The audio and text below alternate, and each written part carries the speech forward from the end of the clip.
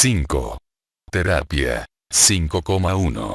Visión general. A nivel internacional, las guías clínicas para el tratamiento del dolor de espalda están en gran medida de acuerdo. La comparación de 11 guías de 11 países, en inglés, alemán o danés, mostró un alto grado de consistencia en la clasificación diagnóstica y en las medidas diagnósticas y terapéuticas, COESET el 2001. En muchas series de casos y en un pequeño número de estudios controlados, se examinó el curso de la enfermedad en pacientes con dolor de espalda y cuello, así como dolor irradiado a las extremidades. Solo algunos de estos estudios incluyeron exclusivamente a pacientes con prolapso de disco confirmado radiológicamente, Weber 1983, Saal y Saal 1989, Saal et al 1990. Bush et al 1992, Senner et al 1997, Bromen et al 2000, Eitlas et al 2001, Weinstein et al 2006a, 2006b.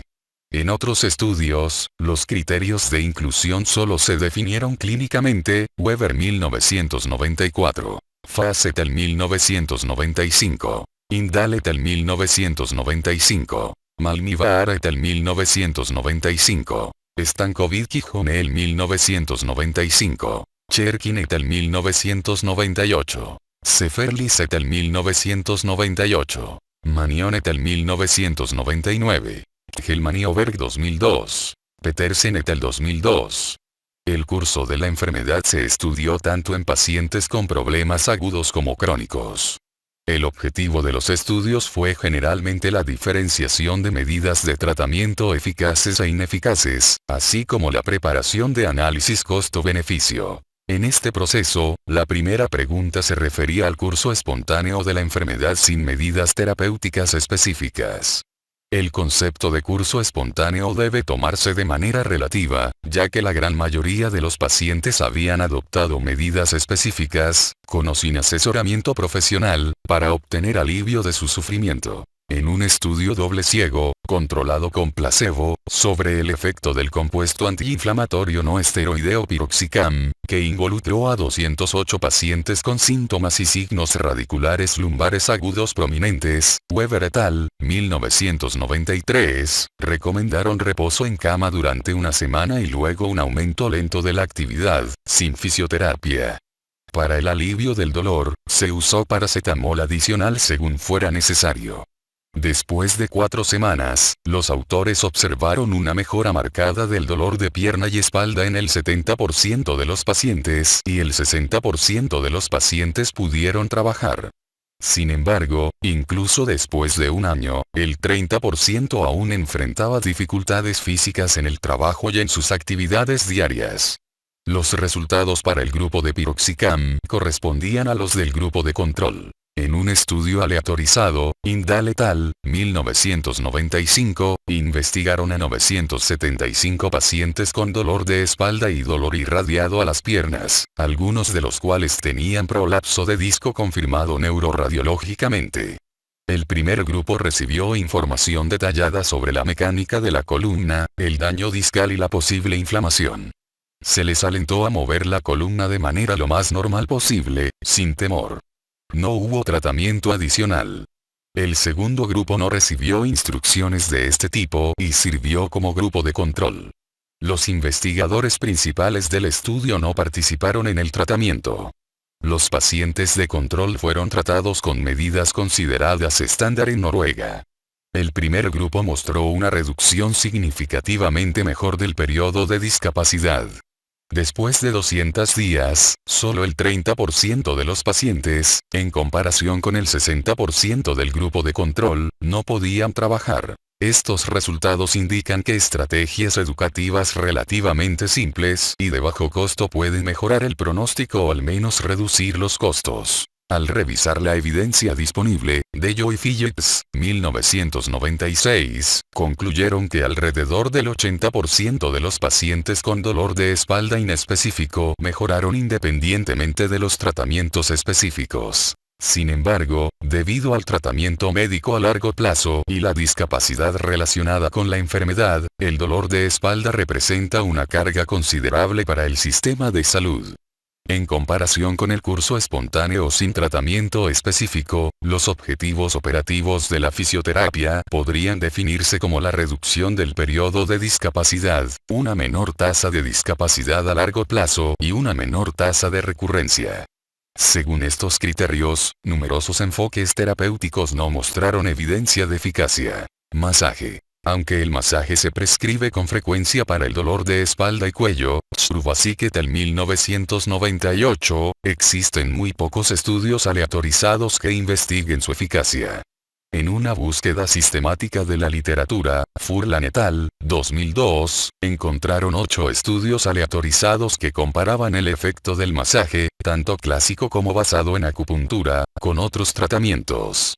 Los autores concluyeron que el masaje puede ser útil para pacientes con dolor de espalda subagudo y crónico, especialmente en combinación con ejercicios e información. Sin embargo, no está claro si los ejercicios y la información por sí solos serían menos eficaces que cualquier tratamiento complementado con masaje. Es posible que el tratamiento pasivo de masaje pueda incluso tener un efecto negativo en las actividades del paciente. Además, si la hipótesis es correcta de que en el daño discal la tensión de los músculos extensores de la espalda es un mecanismo de protección, ver el capítulo 2 Principios Generales, entonces una forma de tratamiento que disminuya la tensión muscular estaría contraindicada para pacientes con daño discal. Balneoterapia. Esta forma de terapia generalmente se prescribe y estudia en combinación con fisioterapia, Gerber et al. 1993. Chruvasikh et al. 1998. Strauss-Blasch et al. 2000. Toepfer et al. 2002. La utilidad terapéutica de la aplicación de calor durante periodos cortos, por ejemplo, paquetes de fango, como se usa para los síndromes de dolor en varios países europeos, Chruvasikh et al. 1998, no está clara. Reposo en cama. En la literatura y de acuerdo con las guías internacionales para el tratamiento del dolor de espalda, existe consenso en que el reposo en cama por más de 4 días debe evitarse, Dello 1986. Dello y Phillips 1996. Van Tulder et al. 1997, 2006. Waddell et al. 1997. Waddell 1998. Coes et al. 2001. Van Tulder et al. 2006. Fisioterapia. Existen algunos estudios retrospectivos, prospectivos y aleatorizados sobre la fisioterapia. Estudios comparativos de tratamiento quirúrgico y conservador. En 1983, un estudio prospectivo, aleatorizado y de 2 grupos reveló que los pacientes con prolapso de disco lumbar que recibieron tratamiento conservador, N = 66, obtuvieron resultados significativamente peores después de un año en cuanto a capacidad de trabajo, déficits neurológicos, dolor y movilidad de la columna lumbar, en comparación con un grupo que recibió tratamiento quirúrgico, N = 60, en el cual se utilizó una técnica quirúrgica abierta con fenestración, Weber 1983. Sin embargo, después de 4 y 10 años, ya no hubo diferencias significativas entre los 2 grupos de pacientes. La duración promedio de la recuperación después de la alta hospitalaria fue más corta en el grupo tratado por medios conservadores, 7 semanas, que en el grupo quirúrgico, 11 semanas. Dado que las estrategias tanto del tratamiento conservador como de las técnicas quirúrgicas han experimentado un desarrollo significativo en los últimos 20 años, estos resultados no se pueden aplicar fácilmente a la situación actual. Por ejemplo, un gran estudio multicéntrico que incluyó a 472 pacientes de 11 estados en los Estados Unidos comparó el tratamiento quirúrgico y conservador de los discos prolapsados, Weinstein et al. 2006a, 2006b. El intento de aleatorizar a los pacientes para una estrategia de tratamiento fracasó. La mitad de los pacientes que iban a ser tratados quirúrgicamente no fueron operados y el 30% de los pacientes aleatorizados para terapia conservadora recibieron una operación. No se observaron diferencias significativas en los parámetros medidos: dolor, función, satisfacción, mejoría autopercibida y capacidad para trabajar entre los grupos. Este estudio no proporcionó información confiable sobre la superioridad de una estrategia de tratamiento sobre la otra. Al igual que el estudio de Weber, 1983, este estudio más reciente tampoco especificó el tratamiento conservador, sino que lo dejó a cada terapeuta, cuidado habitual. Solo el 44% de los pacientes tratados de manera conservadora recibieron fisioterapia. Aunque los pacientes quirúrgicos informaron de una mayor afectación por el dolor y menor capacidad para trabajar, estaban más satisfechos con los síntomas y la atención médica que los pacientes que recibieron tratamiento conservador. Estudios comparativos de procedimientos conservadores. Saal y Saal, 1989, informaron retrospectivamente buenos resultados en la capacidad de trabajo, la intensidad del dolor y el uso del sistema de salud por parte de pacientes con prolapso de disco lumbar, N=64, que recibieron una amplia gama de procedimientos de fisioterapia, pero no hubo grupo de control. Bush et al., 1992, en un estudio clínico y radiológico prospectivo de un solo grupo, examinaron a 165 pacientes con síndrome de compresión radicular lumbar que habían sido tratados con inyecciones epidurales de esteroides. Después de un año, el 86% de los pacientes mostró una mejoría satisfactoria de los síntomas clínicos.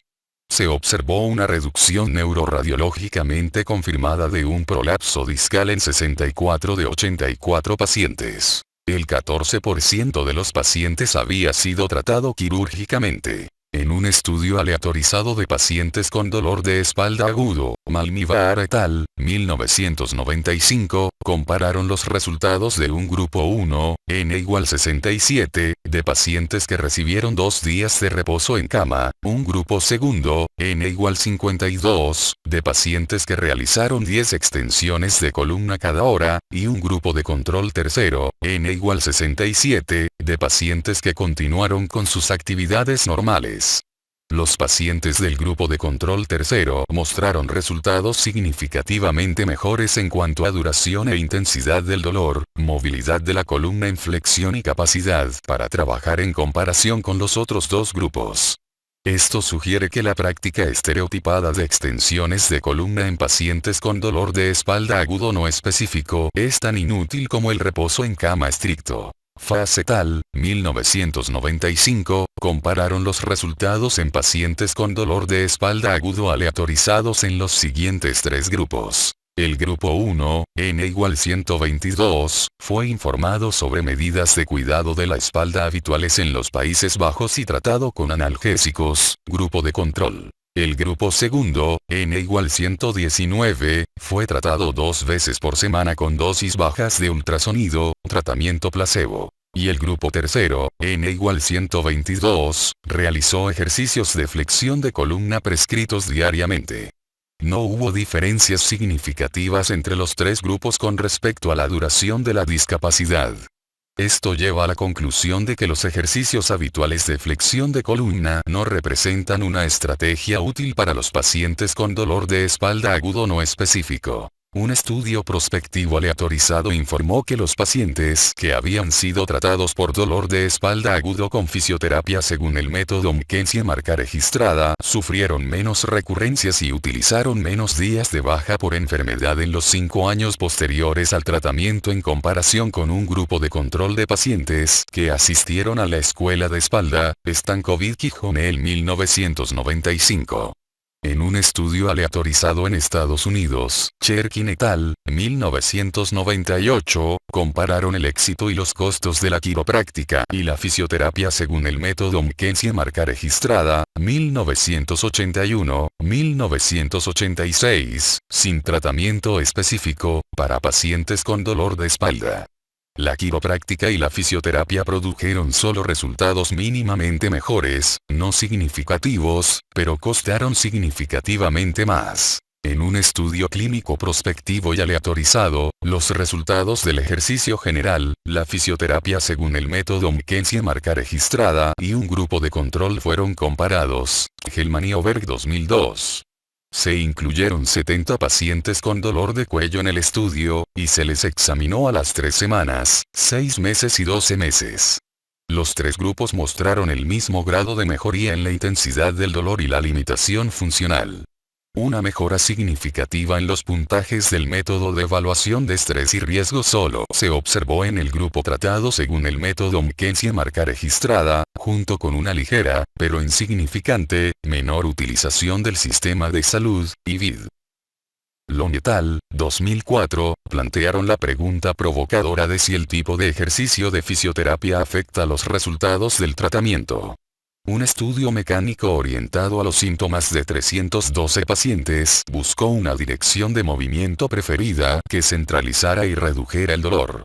Un grupo de pacientes luego ejercitó en la dirección preferida, otro grupo en la dirección no preferida, y un tercer grupo sin dirección específica de movimiento. En el grupo que se movió en la dirección preferida, la mejoría de los síntomas fue significativamente mejor que en los otros dos grupos. Este resultado confirma el enfoque terapéutico de utilizar movimientos dirigidos específicamente. La lista de estudios y resultados presentados anteriormente destaca la necesidad de revisar y documentar los éxitos del tratamiento de manera crítica. La información detallada sobre la mecánica de la columna, el daño discal o una posible inflamación, junto con la instrucción de mover la columna lo más normalmente posible sin ansiedad, así como la fisioterapia según el método McKenzie marca registrada, produjeron mejores resultados en los parámetros objetivo individuales en pacientes con dolor inespecífico de espalda o cuello que las medidas no específicas. Por lo tanto, ciertos sistemas terapéuticos específicos pueden ayudar a ciertos pacientes. Sin embargo, la cuestión de qué tratamiento ayudará mejor a qué paciente no ha sido respondida por ninguno de estos estudios. Es necesario investigar la eficacia de los métodos terapéuticos específicos para una enfermedad determinada. Para ello, es necesario establecer una hipótesis sobre la causa de los síntomas, mediante movimientos de prueba de la columna, y luego implementar un tratamiento orientado a los síntomas. Realizar ejercicios habituales para síntomas no especificados en detalle no puede ser útil. Ni el estudio de Weber, 1983, ni el estudio multicéntrico reportado por Weinstein et al., 2006a, 2006b, apoyan una decisión a favor o en contra de la cirugía. Este tipo de investigación debería comparar los resultados de una técnica quirúrgica definida, en la cual el cuidado postoperatorio y la rehabilitación también se definan y supervisen, con los resultados de un enfoque específico de fisioterapia. Solo este tipo de estudio permitirá obtener conclusiones y recomendaciones basadas en evidencia para el manejo y el seguimiento. Solo los efectos que se manifiesten rápidamente, es decir, durante o dentro de los días del tratamiento, pueden atribuirse con algún grado de certeza a la terapia. En los síndromes de dolor agudo, la mejoría durante el transcurso de varias semanas es más probable que se deba al curso natural de la enfermedad que a la terapia aguda, mientras que en el dolor crónico, que ha persistido durante más de 3 meses, la mejoría lenta aún puede ser resultado de la terapia. Muchos autores han llegado a la conclusión de que el riesgo de desarrollar dolor crónico y de quedar permanentemente discapacitado aumenta con la duración de la enfermedad. Waddell 1996, 1998. Diener y Leonard 1998. Hagen y Thune 1998. Asenbring et al. 1999. Loeser 1999. Wernicke et al. 1999. Toye y Bertele 2001. Siegel-Gansberger 2002. Esto subraya la necesidad de buscar la resolución rápida de los síntomas. En los pacientes cuyos problemas fueron causados por daño discal o prolapso, los síntomas cambian rápidamente durante el movimiento espinal. Ver el capítulo 4 Diagnóstico en fisioterapia. Estos cambios pueden atribuirse al tratamiento con cierto grado de plausibilidad. 5,2. Curso del tratamiento. A continuación, describiremos nuestro enfoque de fisioterapia base PT para el daño discal. La base del método son los movimientos repetidos de la columna vertebral y el movimiento de las extremidades con el objetivo de movilizar los tractos nerviosos y activar los músculos estabilizadores locales. El tratamiento incluye medidas diseñadas específicamente para tratar la paresía. Además, contiene instrucciones detalladas para el entrenamiento en movilidad, fuerza, coordinación y acondicionamiento físico, para que el paciente pueda alcanzar un nivel de capacidad normal. Se definen hitos para la función y el tiempo de mejora. Las recomendaciones para el tratamiento posterior a una operación de disco, ver capítulos 5,7, 6,6, 7,6, 8,6, también se basan en base PT. Nuestros propios estudios prospectivos de un solo brazo, Brotz y otros, 2003. Brotz, Burkhardt, y otros, 2010, sobre el concepto descrito aquí sugieren que es eficaz para pacientes con prolapso discal lumbar. También existe una experiencia clínica positiva para la columna cervical y torácica, Brotz y otros, no publicado, pero no hay estudios que comparen este enfoque con otros métodos de tratamiento. 5, 2, 1. Aspectos psicosociales. Los aspectos psicológicos del proceso de curación pueden dividirse en 3 etapas, para una visión general, ver Graue 2000. La atención de un médico o fisioterapeuta, así como la aplicación de medidas específicas o la prescripción de un medicamento, pueden fomentar la confianza en la ayuda y la esperanza de curación. Esto inicialmente promueve una mejora inespecífica en el bienestar del paciente. Esto puede clasificarse como un efecto placebo, Montgomery y Kirsch 1997, Cherkin y otros 1998. Amancio y Benedetti 1999. De Pascalis y otros 2002. Probhartson 2002. Kapchuk 2002. Moyad 2002. Walachi Sadagiani 2002, que, por definición, es independiente del modo real de acción del tratamiento administrado. La confianza es un requisito importante para el proceso de curación, que puede subdividirse en las siguientes 3 fases. Fase 1. Se debe apoyar al paciente en la asunción de un curso positivo de la enfermedad, lo que provoca una mejora inespecífica. Fase 2. Los signos y síntomas de la enfermedad mejoran. La movilidad, fuerza, función sensorial, coordinación y condición también mejoran. El grado de deterioro disminuye. Fase 3. La mejora se estabiliza. La adaptación psicosocial lleva a la reanudación de todas las actividades de la vida diaria, a veces incluyendo el trabajo o actividades previas. El terapeuta juega un papel en la prevención de que el paciente quede estancado en una de las 2 primeras fases. El efecto placebo puede hacer que el paciente continúe participando en un tratamiento no eficaz sin avanzar hacia la reintegración en la vida normal, de Joy Phillips 1996. Este peligro es particularmente presente en formas pasivas de terapia, donde el paciente no ejerce control ni responsabilidad por la acción. Ahora existe un consenso generalizado de que los pacientes con enfermedad discal generalmente deben recibir una educación detallada y cooperar activamente en su propia curación. Saal y Saal 1989. Waddell 1996, 1998. Cherkin 1996, 1998. Churvasik y otros 1998. Coes y otros 2001. Nota. La adaptación psicosocial incluye mejora del bienestar, mejora de la función, estabilización e integración psicológica y social normal. 5, 2, 2. Aspectos funcionales. En casos de daño discal, se pueden definir las siguientes 4 etapas en el periodo anterior a la restauración de la función normal. Fase aguda. Los síntomas cambian en asociación directa con los movimientos y los cambios en la capacidad. Por ejemplo, con movimientos beneficiosos, el dolor se centraliza y reduce, mientras que con movimientos perjudiciales, se periferiza e intensifica. Solo se practican ejercicios individuales que centralizan y reducen específicamente el dolor, y los movimientos perjudiciales se evitan sistemáticamente. Estabilización.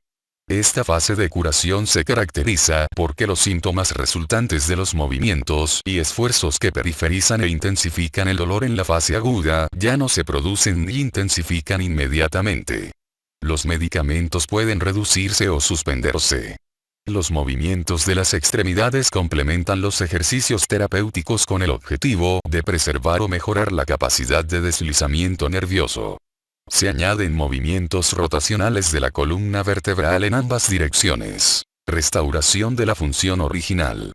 Cuando el paciente está en gran medida y de manera sostenible libre de síntomas, se prueba y, si es necesario, se practica la movilidad simétrica sin dolor de la columna vertebral y las extremidades en todas las direcciones. La flexión de la columna frecuentemente mejora mediante movimientos al final de la rotación, de modo que la flexión en sí misma no necesita practicarse explícitamente. Se practican y entrenan las comprobaciones de postura y movimiento con la activación de los músculos estabilizadores locales. También se entrenan la fuerza máxima y la fuerza rápida de los músculos de las extremidades y el tronco. Los músculos débiles deben mantenerse en la mejor condición trófica posible, con la ayuda de la fisioterapia, Sunderland 1979. Esto se puede lograr activando los músculos en la mayor medida posible. Al mismo tiempo, se debe mantener la movilidad libre para las articulaciones que no pueden realizar movimientos en el rango final debido a aparesía muscular, lo que ayuda a evitar contracturas musculares. Primero, se utilizan movimientos simples, como subir escaleras, flexiones de rodilla, caminar de puntillas, caminar sobre los talones, movimientos de brazo y mano en un solo eje, así como la extensión en posición prona. Luego, se añaden secuencias de movimiento complejas, como correr o hacer malabares, para mejorar la coordinación y el acondicionamiento físico. Se practican movimientos especiales relacionados con las actividades diarias del paciente, de modo que la carga se distribuya sobre el aparato de soporte activo y pasivo de la columna y las extremidades. Los ejercicios que el paciente puede practicar solo en casa son preferibles al trabajo con equipo de entrenamiento, el cual debe ser en gran medida descartado. Capacidad normal y prevención. Con el aumento de la capacidad, el paciente gana confianza para reanudar las actividades de la vida diaria, incluyendo su trabajo. En las actividades de la vida diaria, el esfuerzo de práctica debe reducirse a un nivel realista, individualizado para las circunstancias del paciente. Como medida preventiva mínima, la columna vertebral debe extenderse regularmente hasta el límite del movimiento, repetidamente antes de levantarse y durante el día debe enderezarse activamente de forma regular. El patrón ideal sería unidades de ejercicio de 15 minutos, realizadas por la mañana, al mediodía y por la noche, que cubran todos los puntos mencionados. Nota: el cambio funcional incluye dolor agudo con cambios rápidos, estabilización con menos o ningún dolor y sin agravación rápida bajo estrés, restauración de la función original, actividad diaria con ejercicios preventivos a capacidad normal. 5, 2, 3. Aspectos temporales. El curso de la curación a lo largo del tiempo depende de la magnitud del daño y la eficiencia del proceso de cicatrización, que puede verse afectado por medicamentos, por ejemplo, corticosteroides, o enfermedades concomitantes independientes, por ejemplo, diabetes mellitus. Esto afecta la duración de la discapacidad, que también depende del tipo y posibilidad de adaptación individual en el trabajo. Para evitar el agravamiento de los síntomas del paciente por actividades desfavorables, por ejemplo, sentarse, inclinarse, la fisioterapia debe comenzar inmediatamente después del inicio de los síntomas. Fase aguda. La fase inflamatoria aguda dura aproximadamente 5 días después de cualquier lesión tisular, ver capítulo 2 Principios generales. Durante este tiempo, si la terapia tiene éxito, debe haber una mejora notable en todos los síntomas y la radiación máxima del dolor debe reducirse. Centralización. Debido al rápido cambio en los síntomas y, por lo tanto, en los ejercicios identificados como útiles, las primeras 5 sesiones de terapia deben realizarse en 5 días consecutivos. El tiempo de tratamiento es entre 30 y 60 minutos. Estabilización. Los efectos del tratamiento generalmente se estabilizan en 7 a 10 días. En este momento, debería ser posible reducir la dosis matutina de analgésicos sin aumentar el dolor, y finalmente suspenderlos por completo. Los tratamientos pueden reducirse a 2 sesiones de terapia por semana. Restauración de la capacidad original. El aumento de la carga se utiliza para restaurar la función. La frecuencia de los tratamientos puede reducirse a una sesión por semana o cada 2 semanas. El objetivo es aumentar la carga y la capacidad de trabajo después de 2 a 6 semanas. Estrés normal y prevención en la vida diaria. Un chequeo y consulta sobre el entrenamiento diario deben ocurrir aproximadamente 8 semanas después del inicio del tratamiento. Después de un prolapso discal con déficit neurológico, la regeneración para la reducción extensa o completa de la paresía y los trastornos sensoriales puede tardar hasta un año. Nota. Curso a lo largo del tiempo. Dentro de 5 días. Mejora pronunciada de todos los síntomas y centralización del dolor. Semana 2 a 3. Discontinuación de medicamentos y aumento de la tolerancia al estrés. Semana 2 a 6. Buena capacidad de carga, apto para trabajar. Dentro de un año. Capacidad completa, resolución extensa o completa de déficits neurológicos. Para los pacientes con un prolapso discal, dolor radicular y déficits neurológicos, para quienes la fisioterapia no ha sido exitosa después de 5 sesiones, se debe considerar el tratamiento con corticosteroides para disminuir la hinchazón y la inflamación, o la cirugía, ver capítulos 3,3, 3,4. 5,3 Procedimiento básico en fisioterapia para pacientes con daño discal. El procedimiento es el mismo para todas las secciones de la columna vertebral. Las características especiales de la columna cervical, torácica y lumbar se encuentran en los capítulos correspondientes del 6 al 8. 5, 3, 1.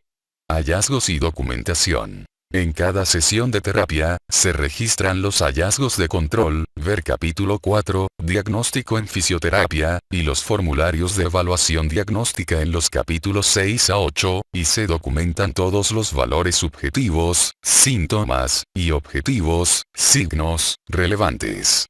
Los movimientos de prueba de la columna se repiten y evalúan como en el diagnóstico. A diferencia del diagnóstico en la primera sesión de terapia, en el cual no se realizan más pruebas, si el movimiento de prueba lleva a la centralización del dolor, en las sesiones de terapia siguientes se prueban todos los movimientos de la columna. Los movimientos que intensifican el dolor y lo periferalizan no se prueban hasta el rango máximo de movimiento ni se repiten. La documentación incluye los movimientos probados y los cambios en el dolor y la movilidad de la columna y el sistema nervioso. Después de cada movimiento de prueba, se examinan y documentan el área dolorosa, la intensidad del dolor y los signos de extensión nerviosa. Los movimientos terapéuticos y las instrucciones al paciente para el autoentrenamiento se determinan con base en estos hallazgos. La documentación de los hallazgos en cada sesión de terapia permite al terapeuta, al médico y al paciente seguir el curso del tratamiento. 5, 3, 2.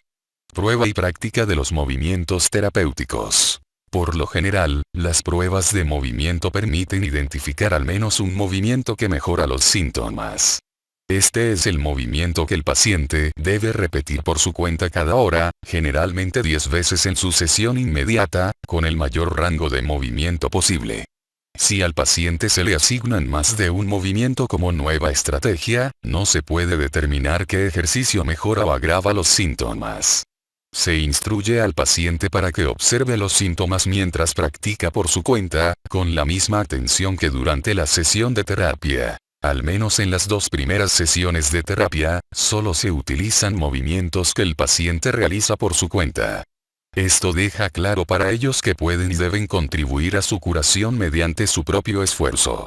Solo en casos excepcionales se añaden movimientos pasivos de la columna después de la tercera sesión de terapia para intensificar el efecto de reducción del dolor. Los movimientos pasivos de las extremidades destinados a mejorar la capacidad de deslizamiento nervioso pueden ser necesarios después de la fase aguda. Los movimientos terapéuticamente útiles cambian en el curso de la curación. Por ejemplo, al principio son necesarios movimientos unilaterales, pero luego son reemplazados por movimientos simétricos o complementados con movimientos adicionales. Por esta razón, la terapia debe administrarse al menos durante 5 días seguidos al principio. Solo se cambia un ejercicio a la vez para que quede claro si el cambio tiene un efecto positivo o negativo en los síntomas. Por la misma razón, ni los medicamentos ni las actividades cotidianas, como el regreso al trabajo, deben cambiarse al mismo tiempo que los ejercicios. Las actividades de la vida diaria se practican además de los movimientos terapéuticos. En cada caso, esto incluye acostarse y girar en la cama, levantarse y acostarse, sentarse erguido y levantarse del inodoro. Dependiendo de qué tan pronunciados estén los síntomas del paciente, se sigue con el entrenamiento de la postura de pie y al caminar, así como el entrenamiento para una postura y movimiento óptimos en el lugar de trabajo. Caminar se utiliza como movimiento terapéutico tan pronto como sea posible. Las posturas y movimientos incómodos deben discutirse detalladamente con el paciente. Por lo general, sentarse y cualquier flexión de la columna deben evitarse temporalmente. 5.3.3. Instrucción e información al paciente. Los pacientes tienen un gran deseo de información, Indale et al. 1995. DeJoy Phillips 1996. Waddell 1996. Cherkin et al. 1998. Burton et al. 1999. Por esta razón, un paciente debe ser informado por el médico o fisioterapeuta sobre la anatomía de la columna vertebral, la posición de los discos y los nervios, el mecanismo del daño discal y la lesión y curación del anillo fibroso, ver capítulo 2 Principios generales. Al mismo tiempo, es importante explicar al paciente que la terapia se determina por los signos y síntomas clínicos y que la mayoría de las explicaciones teóricas sobre la terapia de la enfermedad discal son hipotéticas, en lugar de estar confirmadas por estudios adecuados. Sobre todo, se informa a los pacientes sobre la duración probable de la enfermedad, la importancia de la participación activa en el tratamiento y la necesidad de adaptar el estilo de vida para prevenir recurrencias. Dado que la situación suele ser desafiante y complicada, los pacientes frecuentemente hacen las mismas preguntas. El terapeuta debe dedicar suficiente tiempo a informar al paciente para que realice con confianza los ejercicios asignados y siga las reglas para sus actividades. En la terapia aquí descrita, la disposición para cumplir es en gran parte independiente de la educación, el estatus social, la edad o el género. Sin embargo, una comunicación verbal adecuada es esencial. Nota. 1. Instrucciones para el paciente. Asuma su parte de responsabilidad en su recuperación. Observe todos sus síntomas con precisión, antes, durante y después de los movimientos repetidos. Evalúe si los síntomas mejoran, empeoran o permanecen igual. Si sus síntomas empeoran al realizar los ejercicios asignados, detenga ese ejercicio. Bajo ninguna circunstancia el dolor debe desplazarse más hacia la periferia, como hacia la pierna o el brazo. Un aumento transitorio del dolor de espalda o cuello con una disminución simultánea del dolor en el brazo o la pierna debe considerarse una mejora. Realice el número asignado de repeticiones del movimiento beneficioso en los intervalos asignados. En la mayoría de los casos, se ha demostrado que 10 repeticiones por hora es una tasa útil. Evite de manera constante las posturas y movimientos que le resulten incómodos. 2. 3 aspectos de cada sesión de terapia. Documentación de hallazgos subjetivos, objetivos y cuantificables. Prueba y práctica de los movimientos terapéuticos. Instrucción e información al paciente. 5.4. Efecto mecánico de la terapia en la lesión del disco. Muchos estudios neuroradiológicos longitudinales muestran que los prolapsos discales pueden perder volumen en el transcurso de varios meses. Bush y otros 1992. Maigne y otros 1992. Maigne y Deligne 1994. Slavin y otros 2001. Emi y otros 2002. Regentovich y Abdu 2002. Se han utilizado tanto la resonancia magnética como la tomografía computarizada para la confirmación, ver capítulo 3 Diagnóstico y tratamiento médico. En los estudios citados, solo se examinaron mediante resonancia o tomografía aquellos pacientes cuyos síntomas habían mejorado como resultado de varios tratamientos conservadores.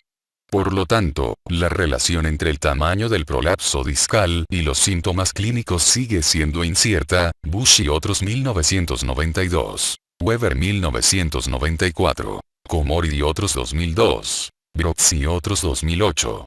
Además, los mecanismos que llevan a cambios clínicos durante la terapia mecánica son desconocidos. Kenzie, 1986, sospechaba que la presión sobre el disco en el anillo fibroso lesionado podría reducir el desplazamiento del disco.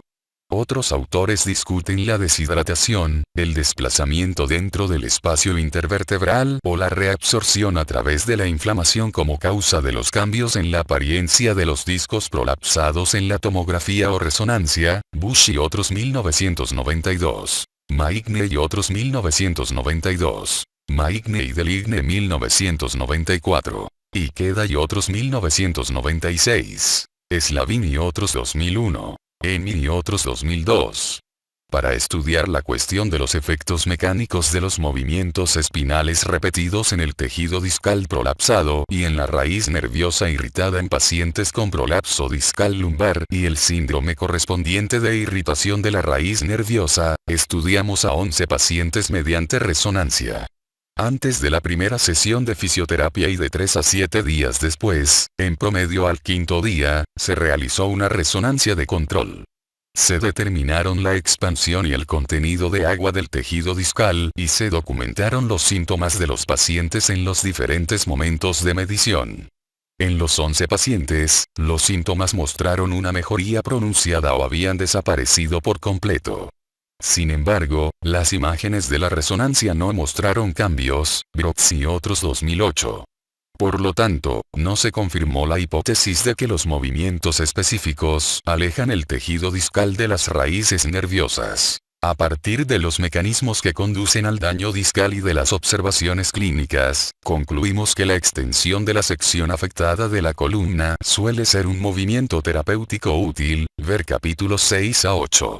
Es imaginable que la extensión produzca presión en la sección dorsal del disco, empujando la masa de gel desplazada hacia adelante. Kenzie 1986. Adams, May y otros 2000, y, por lo tanto, reduciendo los síntomas. Dado que presumiblemente la masa de gel se mueve muy lentamente, es necesario realizar los movimientos terapéuticos repetidamente y hasta el límite del rango.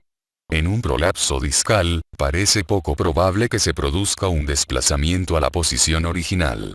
Queda por decidir si estas ideas se aplican a todos los pacientes en los que los movimientos reducen los síntomas. Es posible que el movimiento en una dirección preferida y centralizadora logre la deshidratación del disco prolapsado mediante la presión. Además, una mejor circulación sanguínea en el punto de daño del disco podría acelerar los procesos bioquímicos y reducir la concentración de mediadores del dolor. En el prolapso discal lumbar agudo, la capacidad restaurada de extensión hasta el final del rango de la columna puede considerarse una prueba de curación exitosa. Copy otros 1986. Alexander y otros 1992. Brooks y otros 2001, 2003, 2010. De manera correspondiente, evitar la flexión puede contribuir al alivio del dolor en el dolor crónico de espalda. Snook y otros 1998.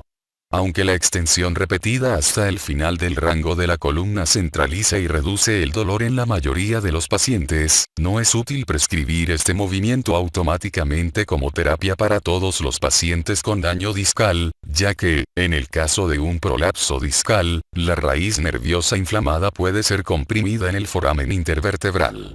En un prolapso discal intraforaminal, en el que también hay tejido discal ocupando espacio, el tratamiento es particularmente difícil.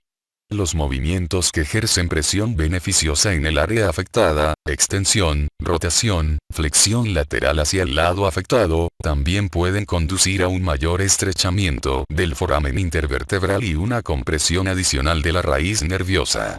En consecuencia, los movimientos deben ser de una intensidad moderada para que, al desplazar el disco, no dañen la raíz nerviosa. Solo las pruebas diagnósticas mecánicas conducen a movimientos temporalmente beneficiosos. En la fase aguda, si los síntomas irradian solo hacia un lado o cuando hay un desplazamiento, a menudo se requiere primero rotación asimétrica o flexión lateral o corrección del desplazamiento. Ver capítulo 6 columna lumbar. En algunos pacientes con daño discal lumbar, el dolor se centraliza primero mediante flexión espinal en posición supina. Aunque el mecanismo de esta mejoría es desconcertante, los movimientos terapéuticos deben seleccionarse en función de los síntomas. La capacidad de extender la columna se utiliza como un parámetro de control en casos de dolor cervical, torácico y lumbar agudo y crónico. Tan pronto como sea posible la extensión sin aumentar el dolor, se practica como un movimiento terapéutico. Luego puede reemplazar los movimientos asimétricos o de flexión asignados previamente. Durante la estabilización y restauración de la función normal, se prueba y, si es necesario, se practica la movilidad espinal sin dolor en extensión, rotación, flexión lateral, traslación y flexión hasta el final del rango, ver capítulos 6 a 8. Cojín de lectura.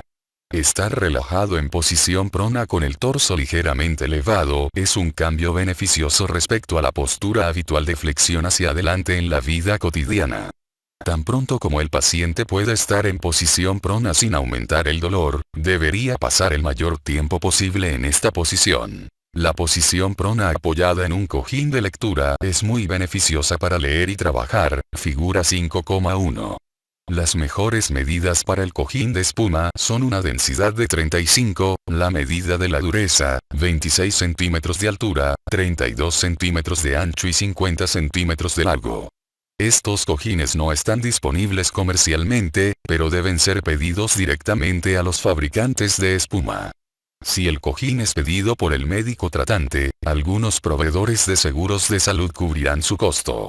El cojín se utiliza con pacientes hospitalizados y ambulatorios con un prolapso discal, tanto durante el tratamiento agudo como posteriormente, para prevenir el dolor de cuello y espalda o otro prolapso discal. Después de la cirugía de disco, esta posición sin tensión también es útil para trabajar y para recuperar la capacidad de extender la columna. 5,5 Movilización del sistema nervioso. La extensión nerviosa fue descrita como una estrategia útil en el tratamiento de trastornos neurológicos ya en el siglo XIX, especialmente en la tuberculosis, la tabes dorsal, ataxia locomotriz, y la ciática, Sugar 1990. En Francia e Inglaterra, se realizaron intervenciones quirúrgicas en las que el nervio se exponía y se extendía directamente.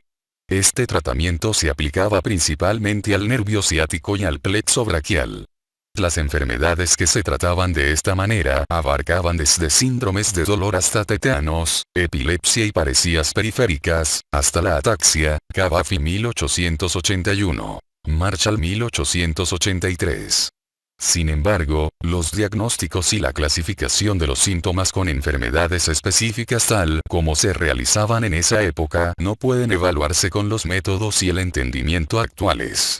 Por ejemplo, solo podemos especular sobre los tipos de ataxia que se trataban de esta manera. Cavafy, 1881, describió 17 pacientes con ataxia que fueron tratados con la extensión quirúrgica del nervio. Algunos de estos pacientes también presentaban dolor severo. Se informa que en algunos de ellos se observó mejoría del dolor y la ataxia. Para extender el nervio ciático, el cirujano exponía el nervio a nivel del pliegue glúteo, lo sostenía con un gancho o con un dedo y lo tiraba con fuerza. También se describió la suspensión de la pierna por el nervio expuesto. La cirugía se realizaba bajo anestesia con cloroformo o con algún tipo de anestesia local no identificada. Los resultados del tratamiento variaban desde mejoras impresionantes, neuralgia, hasta resultados fatales, tétanos. Ver Cavafy 1881. Symington 1882. Marshall 1883. Hoy en día, la idea es movilizar los nervios en lugar de extenderlos. En casos de daño en los discos intervertebrales, pero también en enfermedades neurológicas como el síndrome de Guillain-Barré y el sangrado subaracnoideo, el movimiento de las extremidades y la columna vertebral provoca dolor. Presumiblemente, este dolor, al menos en el caso de daño en los discos, es causado por la limitación del deslizamiento nervioso. Por esta razón, la restauración de la capacidad de deslizamiento del nervio con la ayuda de movimientos específicos es una estrategia de tratamiento plausible. Cada movimiento también implica el movimiento de estructuras neurales. En un masaje, los nervios que atraviesan los músculos se movilizan. La movilización de la columna vertebral también tiene un efecto mecánico sobre las raíces nerviosas y el sistema nervioso central. Con cada paso, el plexo sacro se alarga en la fase de la pierna libre y se acorta en la pierna comprometida. Las técnicas de deslizamiento y de tensión se han utilizado principalmente para la movilización dirigida del sistema nervioso, Maitland 1986, 1994. Butler 1998. Técnicas de deslizamiento. Los movimientos de las extremidades o de la columna vertebral se realizan de tal manera que los nervios o las raíces nerviosas a tratar nunca están bajo tensión completa. Mientras un nervio se extiende sobre una articulación, puede relajarse sobre la articulación vecina.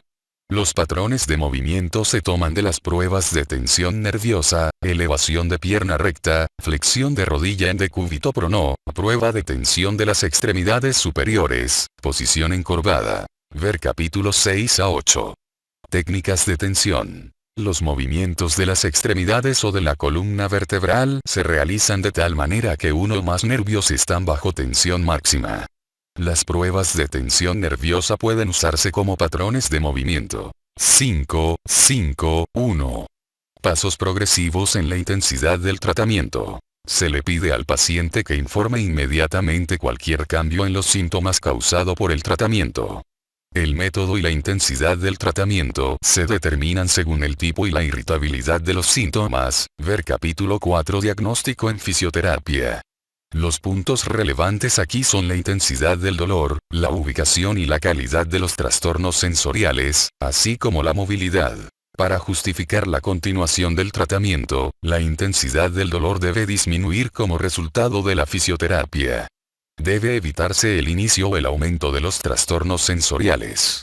A medida que disminuye la alteración sensorial, el borde proximal del trastorno se desplaza distalmente. La mejora de la calidad generalmente pasa de entumecimiento a hormigueo, sensación ligeramente reducida, hasta la recuperación completa. El empeoramiento generalmente progresa en el orden inverso. El rango de movimiento logrado en la prueba de tensión nerviosa sin un aumento de los síntomas proporciona información sobre el cambio en la movilidad. El dolor causado por las técnicas de movilización nerviosa a menudo aparece varias horas después de los ejercicios. Por esta razón, la terapia debe iniciarse cuidadosamente, con poca tensión y pocas repeticiones. Al principio, 3 repeticiones de un movimiento 3 veces al día. Los movimientos de las extremidades se realizan de manera fluida y lenta, sin permanecer en la posición dolorosa. La resistencia, los movimientos evasivos y la tensión muscular refleja deben tenerse en cuenta. Los movimientos pasivos son más efectivos y suaves que los movimientos activos. Durante el tratamiento, el fisioterapeuta mueve los brazos o las piernas del paciente y éste intenta relajarse. Luego se le enseña al paciente a hacer los ejercicios por su cuenta. La movilización de la extremidad no afectada a menudo tiene un efecto positivo en los síntomas. Al igual que una extensión nerviosa, el dolor puede desencadenarse en la extremidad afectada al mover la extremidad no afectada. Ver capítulo 4 Diagnóstico en fisioterapia. La cantidad adecuada de movimiento en la extremidad no afectada también puede tener un efecto positivo en el lado afectado. Este efecto puede explicarse por la tensión en la raíz nerviosa afectada que surge al mover la extremidad no afectada. En una situación muy irritable, el tratamiento se lleva a cabo lejos del desencadenante sospechoso de los síntomas, por ejemplo, extensión dorsal de la articulación del tobillo en caso de prolapso del disco lumbar, para que no se desencadenen síntomas adicionales. Tan pronto como los síntomas solo ocurran como resultado de un movimiento intenso y luego desaparezcan rápidamente, el movimiento también puede realizarse en el área anatómica de las estructuras desencadenantes sospechosas. El siguiente paso del tratamiento es aumentar el número de repeticiones. Luego, el movimiento se realiza con más tensión, y se tolera el dolor o el trastorno sensorial desencadenado al final del movimiento. Todos los síntomas provocados por la terapia deben desaparecer inmediatamente después de que el movimiento terapéutico haya terminado. 5,6. Evaluación de la terapia y evaluación de un posible cambio de estrategia de tratamiento. Para mantener el periodo de incomodidad del paciente lo más corto posible y evitar la cronificación del dolor, se debe determinar después de la quinta sesión de terapia si el resultado del tratamiento es satisfactorio o si parece indicado un cambio. Si es necesario, se debe revisar el diagnóstico. En caso de dolor crónico y resistente a la terapia, se debe considerar no solo la cirugía, sino también el tratamiento de los aspectos psicosociales de la enfermedad, ver capítulo 11, factores de riesgo psicosocial. Parámetros objetivo que deben alcanzarse con la fisioterapia después de 5 días. Los objetivos enumerados a continuación son aceptados como criterios de evaluación en la práctica clínica. La decisión sobre si el progreso de la terapia es satisfactorio también depende de la personalidad y las expectativas del paciente. A veces, la satisfacción no se correlaciona con parámetros objetivables. Pacientes que están casi libres de síntomas pueden estar insatisfechos porque aún sienten que tienen una discapacidad. Por otro lado, algunos pacientes están satisfechos con una mejora notable aunque no hayan alcanzado su objetivo. La paciencia y la disposición a tolerar la discapacidad y el dolor durante cierto tiempo mientras colaboran activamente en su propia recuperación son necesarias para el éxito de la terapia conservadora. Nota. Parámetros objetivo después de 5 días. Centralización del dolor irradiado, medido en centímetros en los días 1 y 5, distancia en la piel desde el punto de mayor proyección distal del dolor hasta el segmento espinal afectado, al menos en un 20%. Reducción del dolor. Disminución del dolor máximo en las últimas 24 horas en la escala visual o numérica analógica, EVA, al menos en un 50%. Mejora de los signos de extensión nerviosa. El test de elevación de la pierna recta puede medirse en centímetros y debería lograr un aumento del 50%. Reducción de la duración del dolor, en horas, por día en un 50%. Cambio o periferización de los trastornos sensoriales en al menos 5 centímetros. Prueba de función muscular, PFM. Mejora del posible nivel de pérdida de fuerza en una categoría, ver capítulos 3 y 4. Resumen. Progreso y establecimiento de objetivos en el plan de tratamiento fisioterapéutico. Se realiza un diagnóstico detallado de fisioterapia antes de comenzar los ejercicios terapéuticos. La terapia comienza inmediatamente después del inicio de los síntomas agudos para que el paciente no se someta a un periodo de espera. Las primeras 5 sesiones de terapia se realizan en 5 días consecutivos. La duración de las sesiones depende de las necesidades individuales. Generalmente se considera apropiado un periodo de 30 a 60 minutos. Se documenta un diagnóstico en cada sesión de terapia y se supervisa el efecto de los ejercicios según parámetros objetivo específicos. No se repiten procedimientos inútiles y dañinos. Se instruye al paciente para que colabore activamente y de manera responsable en su proceso de curación. Se guía al paciente desde la fase aguda hasta la estabilización y restauración de la función, hasta la reintegración en la vida diaria normal. El número total de sesiones necesarias de terapia depende de la gravedad de los síntomas y de la tendencia individual a la curación. Al finalizar el tratamiento, el paciente debería poder trabajar, realizar actividades de la vida diaria sin limitaciones y estar satisfecho. El paciente debería poder hacer ejercicio de manera independiente y prevenir recaídas. El paciente no debería necesitar recurrir al sistema de salud nuevamente. 5,7. Indicaciones para la cirugía. Existen controversias en la literatura sobre las indicaciones para la cirugía del prolapso discal como el tratamiento más adecuado. También hay diferencias de opinión sobre el mejor momento para decidir a favor o en contra de una operación. Según el consenso internacional, la cirugía está indicada para los siguientes trastornos neurológicos, Weber 1983, Bush et al 1992, Anf 2012, Bromen et al 2000, White Nestor 2003. Trastornos de la vejiga y los intestinos. Anestesia en silla de montar. Trastornos en las piernas en caso de prolapso discal en la columna cervical y torácica. Aparición repentina de parálisis o paresía de alto grado. Dolor resistente a la terapia. En pacientes con dolor radicular, parecía o trastornos sensoriales, es posible determinar después de 5 sesiones de terapia si ha habido una mejora satisfactoria en los síntomas o si se debe recomendar al paciente una operación. Brotz et al. 2003. Brotz, Burkhardt, et al. 2010. En Estados Unidos, muchos autores recomiendan de 6 a 12 semanas de terapia conservadora antes de la cirugía de disco. Weber 1983. Saalan Saal 1989. Cherkin et al. 1994. Postachin et al. 2002. En los Países Bajos, la mayoría de los pacientes con compresión de la raíz nerviosa solo reciben una operación después de 4 a 6 semanas de enfermedad. Bromen et al. 2000.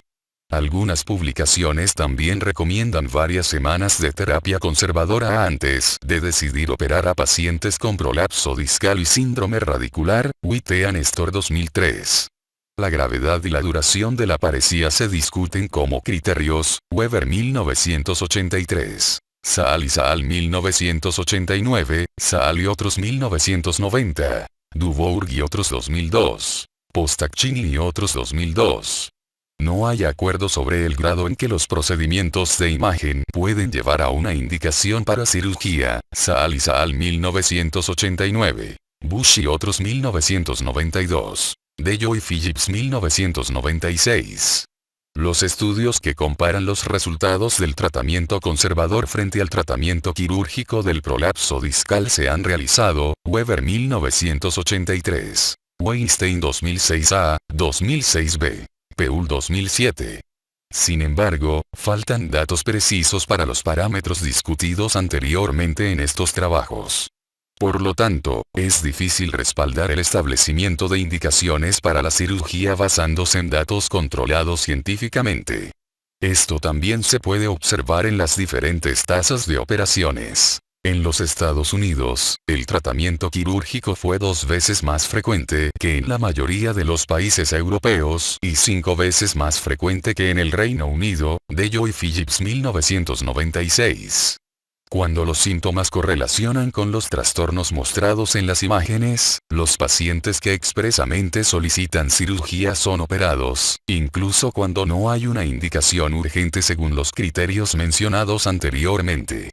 Sin embargo, la idea de algunos pacientes de que una operación proporcionará una solución rápida y sostenible a sus problemas sin ningún esfuerzo adicional es irrealista. Johnson y Stromquist 1993. Johansen et al. 1994. Barlocher et al. 2000. Nigard et al. 2000. Eitlas et al. 2001. Yorimitsu et al. 2001. Retrospectivamente, los pacientes que no se benefician satisfactoriamente de la terapia conservadora comparten ciertas características en común. Los siguientes aspectos disminuyen la probabilidad de éxito de la terapia conservadora en pacientes con prolapsos discales lumbares. Estenosis del canal espinal lumbar. Saalan Saal 1989. C5, 1. Overview. Test de elevación de pierna recta constantemente reducido. Bush et al. 1992. C5, 1. Overview. Género femenino. Bush et al. 1992. Edad avanzada. Bush et al. 1992. 5,8.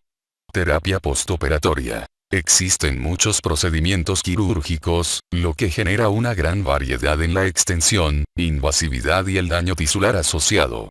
No se ha definido ni evaluado científicamente un programa específico de terapia postoperatoria de manera controlada. Por lo tanto, las sugerencias para la conducta postoperatoria del paciente y la fisioterapia representan las opiniones individuales de los cirujanos y fisioterapeutas del departamento. Van desde recomendar movimiento y carga normal desde el primer día postoperatorio hasta prescribir un corsé o un collar cervical, ambos de los cuales impiden cualquier movimiento. Carragher et al. 1996. Sobre la base de una revisión sistemática de la literatura sobre el tema de la rehabilitación después de la cirugía de prolapso discal lumbar, Ostelo et al. 2007, llegaron a las siguientes conclusiones. No hay evidencia de la necesidad de limitar la actividad, y un programa de entrenamiento intensivo es útil, especialmente cuando se inicia de 4 a 6 semanas después de la operación.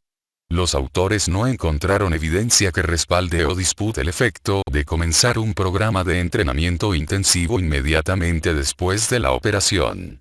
Sin embargo, un estudio aleatorizado sobre el entrenamiento activo inmediatamente después de la operación de un prolapso discal lumbar mostró mejores resultados en los siguientes criterios para pacientes, N = 29, que se movieron de manera temprana e intensiva que para aquellos, N = 31, que comenzaron con un programa menos intensivo. En el test de elevación de pierna recta 3 semanas después de la operación, la intensidad del dolor a las 6 y 12 semanas después de la operación, la movilidad espinal a las 12 semanas, y la satisfacción con el resultado de la cirugía a los 2 años postoperatorios, Helvient y Steve 1998.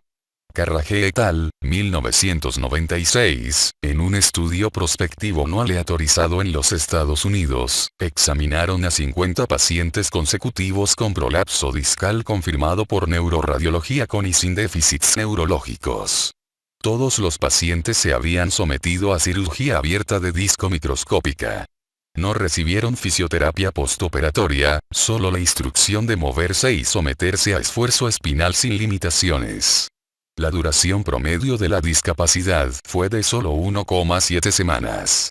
El 25% de los pacientes empleados regresaron al trabajo al siguiente día laboral, operación un viernes, reanudación del trabajo el lunes siguiente.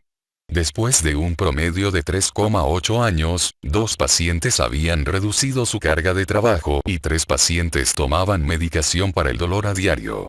El resto de los pacientes que estaban empleados al comienzo del estudio, N = 46, pudieron continuar con su trabajo habitual. Los datos recopilados por Carragher et al., 1996, sugieren que la fisioterapia postoperatoria no es necesaria. Sin embargo, otros estudios retrospectivos, prospectivos y aleatorizados de pacientes que se sometieron a cirugía abierta de disco lumbar mostraron un periodo postoperatorio de discapacidad más largo, 41 a 260 días, algunos con dolor residual y recaídas, Johansen et al. 1994.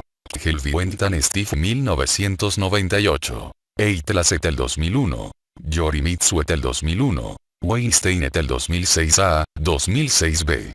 Por esta razón, los parámetros subjetivos y cuantificables de intensidad del dolor, ubicación del dolor, fuerza muscular, movilidad y extensión nerviosa, ver capítulo 4 diagnóstico en fisioterapia, deben monitorearse postoperatoriamente, y se debe intentar tratar los déficits con fisioterapia si es apropiado. Objetivos de la fisioterapia. Minimizar el tiempo de discapacidad. Prevenir la cronificación del dolor después de la cirugía.